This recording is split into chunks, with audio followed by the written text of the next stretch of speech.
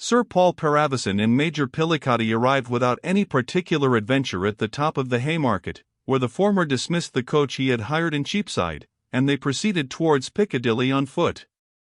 Up to this time the Major had been in very high spirits, boasting what he would do, in case they encountered Disbrowe, and offering to keep guard outside the door while the knight remained in the house.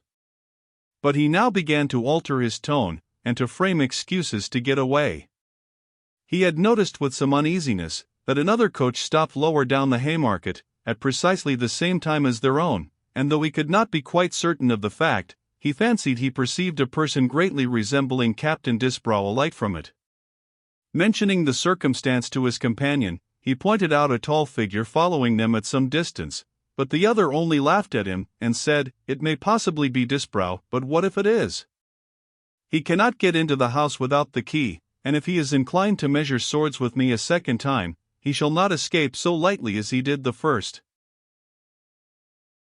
"Right, Sir Paul, right," returned Pillicati, "exterminate him, spare him not. By Bellerophon! That's my way. My only apprehension is lest he should set upon us unawares. The bravest are not proof against the dagger of an assassin." "There you wrong Disbrowe, Major, I am persuaded," returned Paravicin. "He is too much a man of honor to stab a foe behind his back." "It may be," replied Pillicati, "but jealousy will sometimes turn a man's brain." "By the snakes of Tisiphone! I have known an instance of it myself.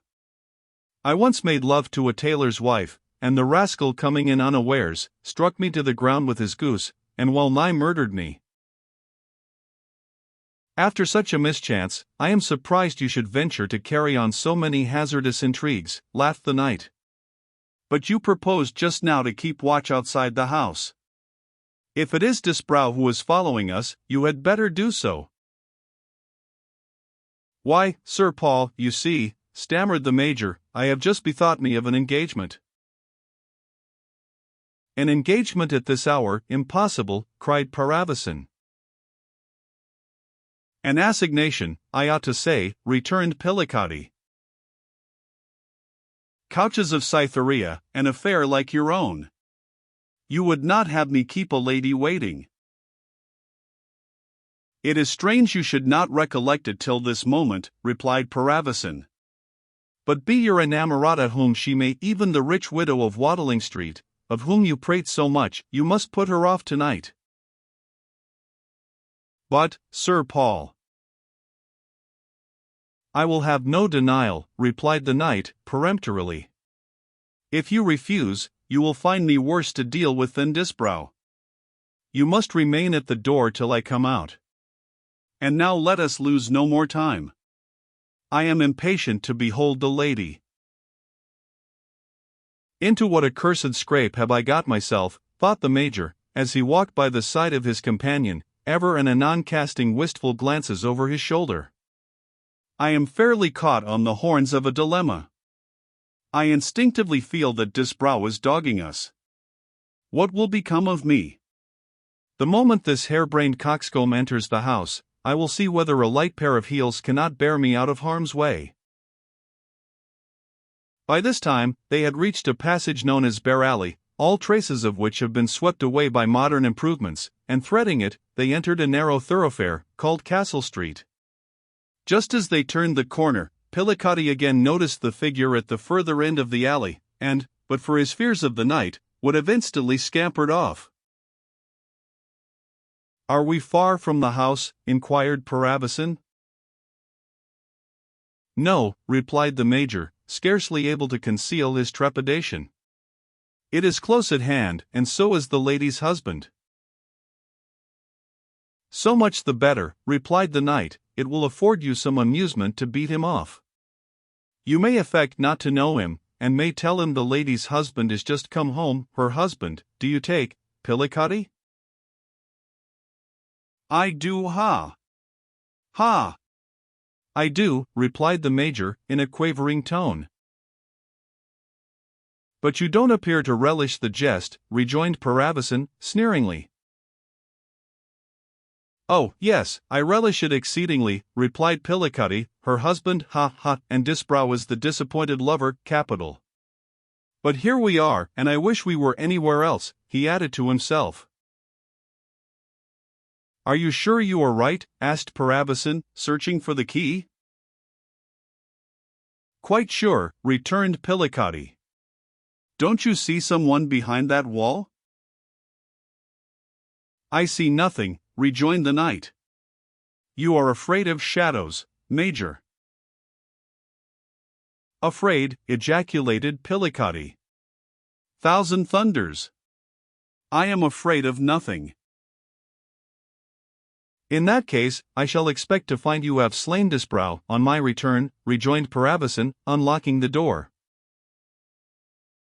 "The night is chilly," observed the Major, "and ever since my campaigns in the Low Countries, I have been troubled with rheumatism.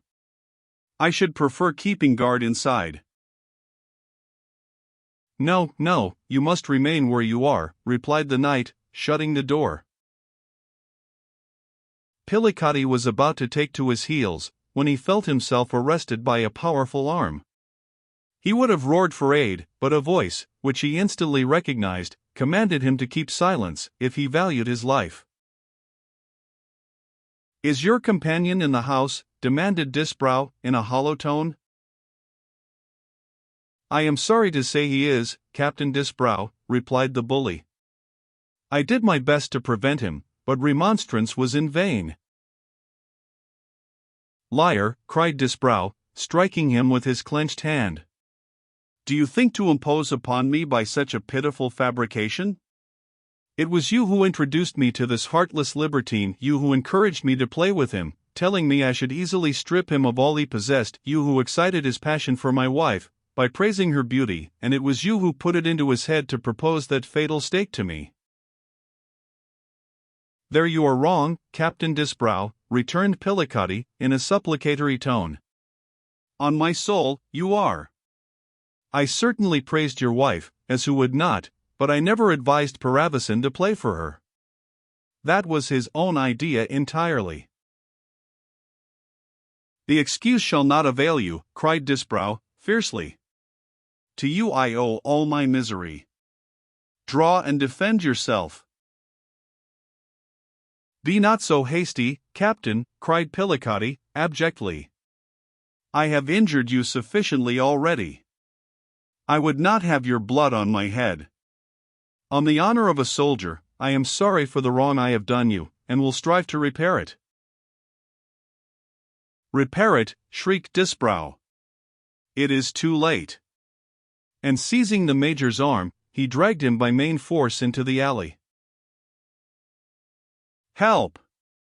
Help!" roared Pillicuddy. "Would you murder me?" "I will assuredly cut your throat, if you keep up this clamor," rejoined Disbrow, snatching the other's long rapier from his side. "Coward," he added, striking him with the flat side of the weapon, "this will teach you to mix yourself up in such infamous affairs for the future." And heedless of the Major's entreaties and vociferations, he continued to belabor him, until compelled by fatigue to desist, when the other, contriving to extricate himself, ran off as fast as his legs could carry him. Disbrow looked after him for a moment, as if uncertain whether to follow, and then hurrying to the house, stationed himself beneath the porch. "I will stab him as he comes forth," he muttered, drawing his sword, and hiding it beneath his mantle. Paravicin, meanwhile, having let himself into the house, marched boldly forward, though the passage was buried in darkness, and he was utterly unacquainted with it. Feeling against the wall, he presently discovered a door, and opening it, entered a room lighted by a small silver lamp placed on a marble slab. The room was empty, but its furniture and arrangements proclaimed it the favorite retreat of the fair mistress of the abode. Paravicin gazed curiously round, as if anxious to gather from what he saw some idea of the person he so soon expected to encounter. Everything betokened a refined and luxurious taste. A few French romances, the last plays of Etheridge, Dryden, and Shadwell, a volume of Cowley, and some amorous songs, lay on the table, and not far from them were a Lumasque, polval purse, a pair of scented gloves, a richly laced mouchoir, a manteau girdle, palatine tags, and a golden bodkin for the hair. Examining all these things, and drawing his own conclusions as to the character of their owner, Paravicin turned to a couch on which a cittern was thrown, while beside it, on a cushion, were a pair of tiny embroidered velvet slippers.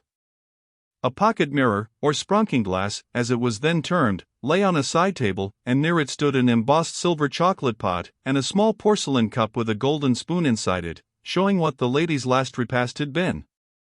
On another small table, covered with an exquisitely white napkin, stood a flask of wine, a tall-stemmed glass, and a few cakes on a china dish, evidently placed there for Disbrow's return. As Paravicin drew near this table, a slip of paper, on which a few lines were traced, attracted his attention, and taking it up, he read as follows: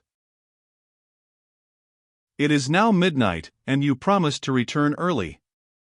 I have felt your absence severely, and have been suffering from a violent headache, which has almost distracted me. I have also been troubled with strange and unaccountable misgivings respecting you. I am a little easier now, but still far from well, and about to retire to rest. At what hour will this meet your eye?